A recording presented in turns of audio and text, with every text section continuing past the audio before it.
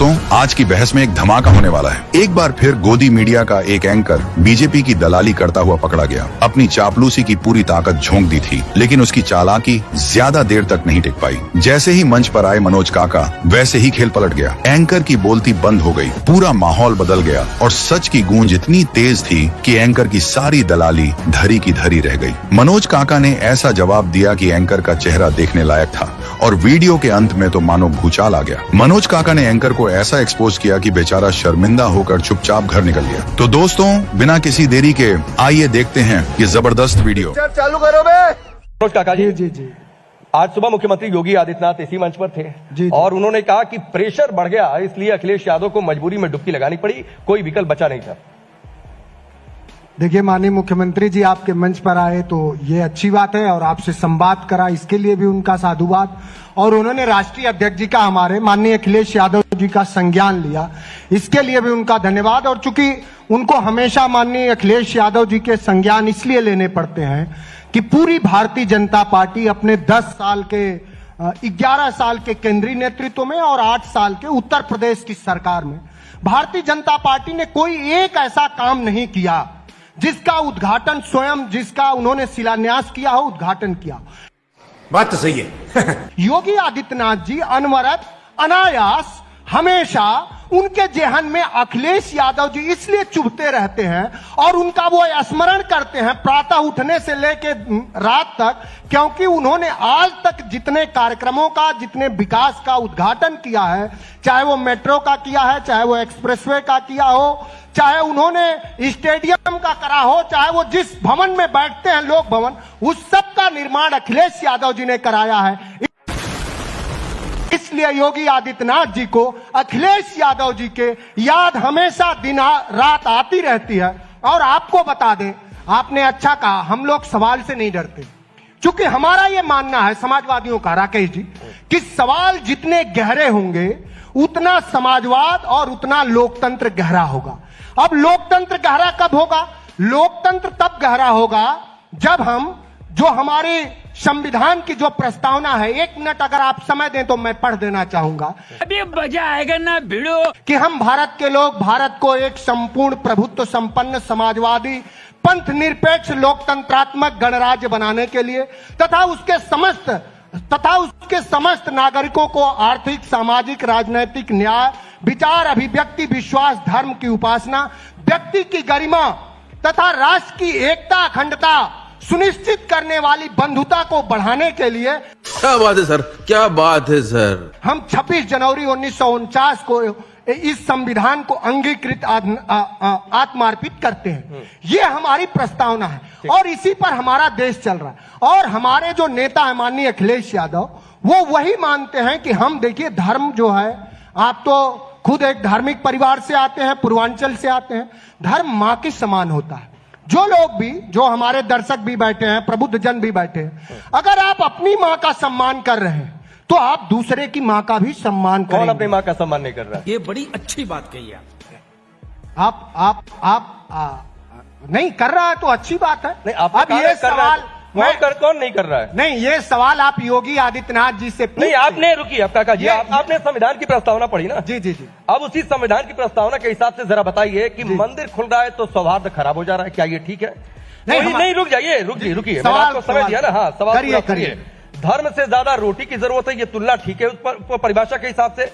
जहां 10 पैसे खर्च होने चाहिए 10,000 खर्चा हो रहे हैं। आपकी पार्टी के एक सांसद बोल देते हैं कि संगम में कचरा है, एक आदमी नहीं मिला, मैं 12 तारीख से वहां पर हूं और आपकी पार्टी के अध्यक्ष भी गए, पूछिएगा कचरा मिला क्या जहां पर ना है वो? बोलने दे। हमें तस्वीर में तो नहीं दिखा। इतनी ठंड है कि कुंभ में नहाकर मरने जाएंगे क्या? आपका सवाल पूरा हो गया तो मैं जवाब दूं। बताइए। बहुत शालीन संवाद हो रहा है। हमारे पार्टी के राष्ट्रीय अध्यक्ष जी ने कहा, मैं समझता हूं कि वैज्ञानिक बातों का भी आपको पूरा भान होगा। इस देश में एक व्यक्ति थे GD अग्रवाल, प्रोफेसर सानंद स्वामी, उन्होंने मां गंगा के, अभी आपसे, हमसे पहले जो व्यक्ति, जो ऑफिसर से यहां संवाद कर रहा था, उस ऑफिसर ने कहा कि अविरल गंगा होनी चाहिए। समझ रहे हो? अविरल के मतलब कम से कम जानिए। अविरल गंगा तब होंगी जब मां गंगा में एक भी बांध नहीं होगा। प्रोफेसर सानंद स्वामी जो मां गंगा के स्वच्छता के लिए लड़ाई लड़ रहे थे। अरे मेरी बात तो सुनो, मैं घुमा नहीं रहा, आप मेरी बात सुन लो, आप मेरी बात पूरी हो जाने दो। नहीं बिल्कुल आप घुमा रहे हैं सर। रुक, तेरे को बताते तेरी माँ की। मैं समझ सकता हूँ। आप 111 करोड़ों जो व्यक्ति मां गंगा के, अब आप सुन लो, ये हिंदू एकता का नारा एक था, हिंदू एकता, हिंदू एकता से ज्यादा जरूरी है राष्ट्रीय एकता। नहीं तो मंदिर खुलने से कौन सा सौहार्द खराब होता है? राकेश जी, आप कोलाहल करेंगे, उससे आप नहीं, मैं कोलाहल नहीं कर रहा हूँ सर।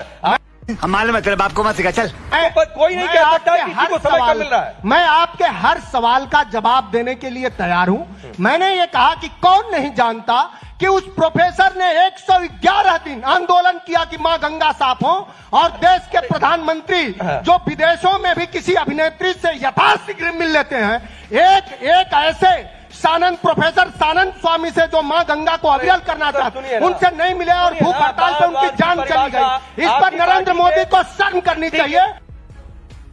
और इस उत्तर प्रदेश के मुख्यमंत्री के बारे में सुनिए, अरे सुनिए ना, योगी आदित्यनाथ जी का कितना है। योगी आदित्यनाथ के थोड़ा वैभव के बारे में भी जानिए। उत्तर प्रदेश के मुख्यमंत्री गोरखपुर से आते हैं, और गोरखपुर में 5 दिन पहले की खबर यह है कि वहां बेटियों को हुक्के के नशे में बदहोश करके उनके साथ दरिंदगी हुई। गोरखपुर में 2 दिन पहले की खबर है कि मुख्यमंत्री के यहां 10 करोड़ में एक फिरौती हुई। बनारस से हमारे देश के माननीय प्रधानमंत्री जी सांसद हैं। भारतीय जनता पार्टी के 3 दरिंदों ने एक बेटी को नोचा, और उन दरिंदों को सजा देने के बजाय भारतीय जनता पार्टी के दरिंदे उससे फोटो खिंचवाते रहे। लड़के हैं, लड़कों से गलती हो जाती है। मोहित खान पर आपकी चुप्पी हो जाती है, तब आपको पीडीए का समीकरण नहीं समझ में आता कि नाबालिग बच्ची के साथ जाकर खड़े हो जाए। आपकी पार्टी के नेता अस्पताल में जाकर धमकी देता है कि केस वापस ले लो। रुक जाइए, अब राकेश जी जवाब ले लो यार। सवाल मैं आपके हर सवाल का स्वागत ठीक है, अभी सौरभ मालवी को बोलने दीजिए। मैं आपकी विज्ञापनी मजबूरी समझ रहा हूँ, लेकिन मेरा मानने सवाल किया है तो जवाब ले। आप तो मेरे दोस्त, आप जवाब ले रहे हैं। मैं डिटेल का कर रहा हूँ, आप जवाब ले लो, आप जवाब ले लो। योगी आदित्यनाथ से पूछो मनोज काका जी, आप दरिंदों को सजा दिलाएंगे कि नहीं दिलाएंगे? आप सनातन गोरखपुर के दरिंदों को सजा दिलाएंगे कि नहीं? जातिगत जनगणना कराएंगे कि नहीं? पेपर लीक करने वालों को सजा दिलाएंगे कि नहीं?